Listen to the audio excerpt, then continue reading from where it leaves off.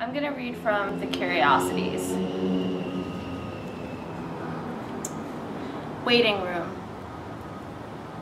There were women with wet eyes, women sunning in the smell and scorch. There were benches on which no one sat, though there were people to sit beside. Around us, the city burned, in grief, in love. It burned to its knees, leaving its glass patella, its fibula, its steely heart. There was a deep voice, which was the door. There was wind arriving, passing through. We stood in a forest of high-waisted trees, of starlings.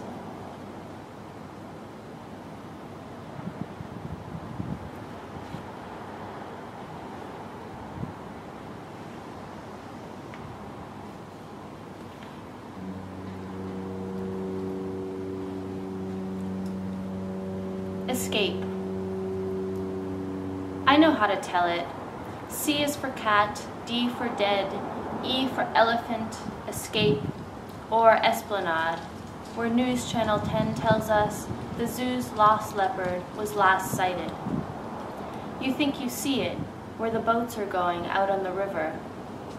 Little brother, your skin is too fragile for scratching.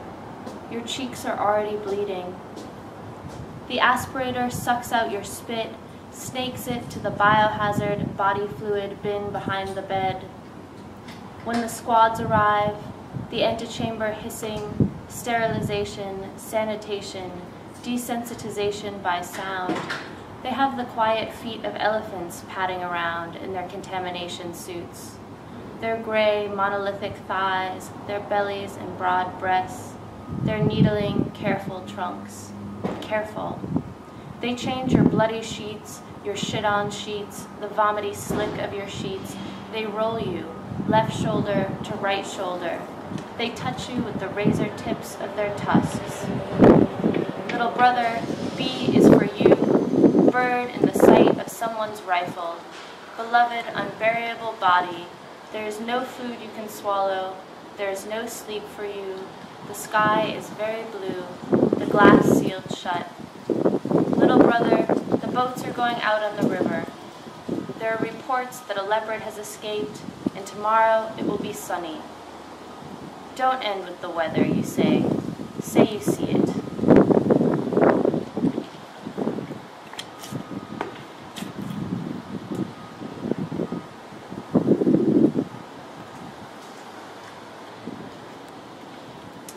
The next couple of poems that I'm going to read follow a palindrome patterning. So there's a word that repeats in the first line and the last line and the second line and the penultimate line.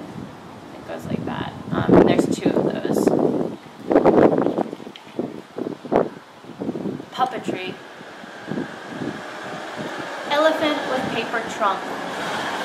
Hold an open book across the bridge of the nose. Bird with a coverboard beak. For adornment, a quartz spur on a copper chain.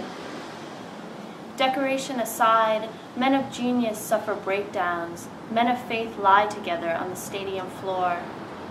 A god's feckless beak snaps on the stall's wall, shadow cast by my kinking hands. Hold open for me the book that illustrates the bridge a long spur makes. Tree to chain to feeder, to nose the easy seeds free. Fold for me that paper elephant, who without decoration, sigh, or cover of night, inters her dead love with her trunk, with her blunt elephant feet.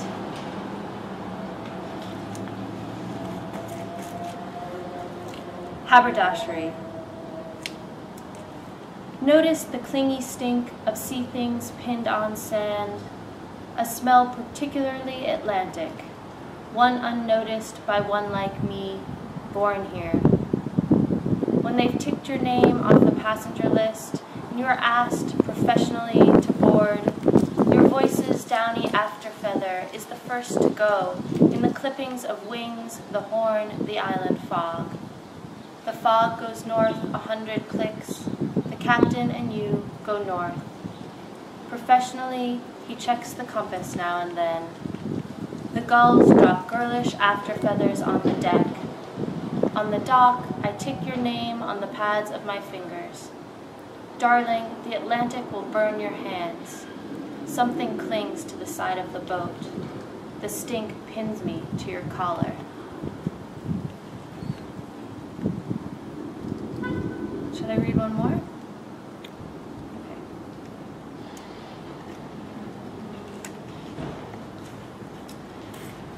This one's the title poem, The Curiosities.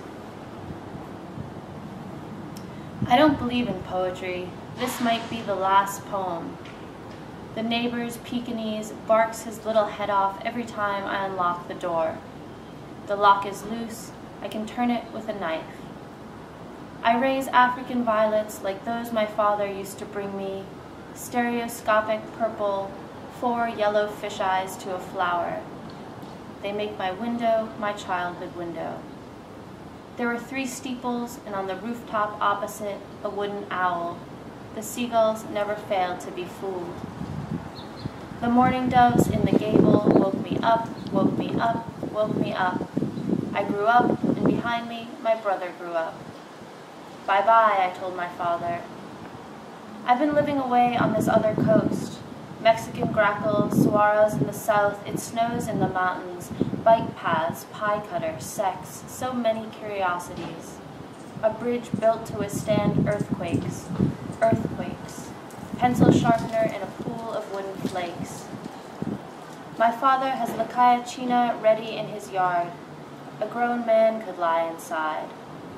I hear he has shaved off his beard, which I hear had turned entirely gray. Because I give those flowers too much or too little water, my lover cares for them. When I speak to my mother, I see her in my childhood house. In my mother's house, here we are at Christmas. Once I saw my father's 2 taupe rooms at the Extended Stay America in a hitch of the highway's suburban loop. This was no place to live on the highway's suburban loop. This was all a long time ago. Any passerby can see me with my violets. There is no privacy. I keep my hair clean and long. It ties itself up without a pin. They say my father has a lovely house and tomatoes trellised up the porch, but the intelligence is old. Any passerby can see the ultraviolet blue, the little yellow eyes. The power plant trilled white smoke from its one thin lung. See it from the playroom window. I chewed until polish came off in my teeth. My father is preparing the cayachina for a hog. His butcher has split the rib cage and laid the halves flat. My mother held my head in her lap. My lover holds my feet in his hands. My brother and I listened from the breakwater. From the willows, we heard the sirens of skee-ball machines spitting out their 100 tickets, grand prize when the wind was right. For 100 tickets, a plastic kaleidoscope, pencil sharpener shaped as goldfish, pirate's eye patch. My father loads the box with coals. Here, September is the hottest month. The flies dress the apples up in black lace. There is no lung-fill green. My father injects the mojo beneath the skin with the marinade syringe. When he is very afraid, and though we are mostly grown up, my brother asks me to lie beside him. Father, you were right when you said, I am different now. I am different now. Tonight you will feed your 40 friends.